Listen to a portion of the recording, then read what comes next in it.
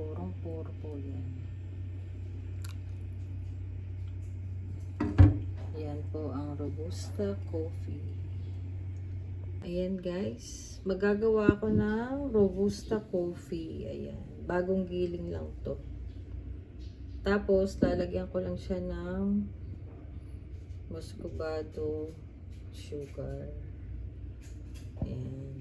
Gawa ko dito ng 2 tasang tubig. Kumukulo na po ang tubig. Lagyan na po natin ng konting sugar. Ako konti lang po. Tayo ko na marami na sugar.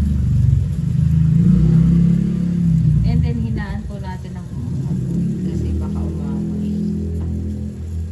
At ilalagay na natin ang kape. Lagyan po natin ng, ako gusto ko matapang mga 2 kutsara. Ayan. Haluin lang natin. Ayan, mga 3 minutes. Konting kulo. Pwede na siya. Ayan. Maganda po sa katawan niya, coffee. So, hintayin lang siya natin kumulo ng 3 minutes. Ayan, pwede na po natin siyang patayin and then patiningin and then yan, ready na po ang ating coffee.